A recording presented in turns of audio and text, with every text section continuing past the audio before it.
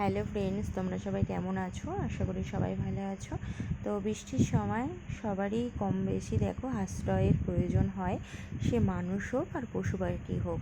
তারা আশ্রয়ের জন্য এদিক ওদিক ঘুরে বেড়ায় কোনো বিপদে পড়লে।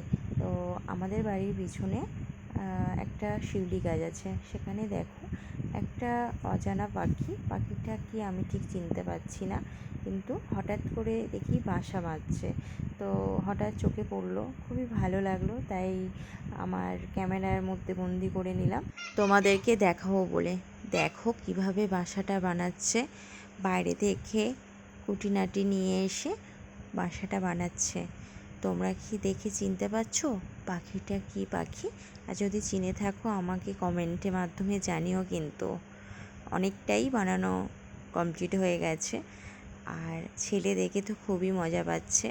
আমি প্রথমে দেখতে পাইনি, ছেলেই দেখেছে, ও জানালার কাছে বসেছিল, দেখলো যে একটা পাখি এরকমভাবে এসে বানাচ্ছে। দেখে খুব মজাও পাচ্ছিল, আর ইচ্ছাও করছিল আমি একটু ভিডিও করে রাখি, তোমাদেরকে দেখাবো।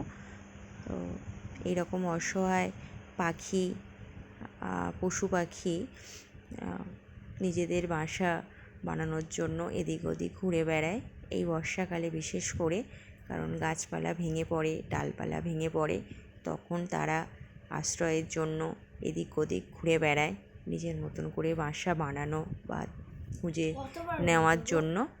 তো কেমন লাগলো তোমাদের ভিডিওটা জানিও কিন্তু। ভালো থেকো, সুস্থ থেকো, সাবধানে থেকো। টাটা।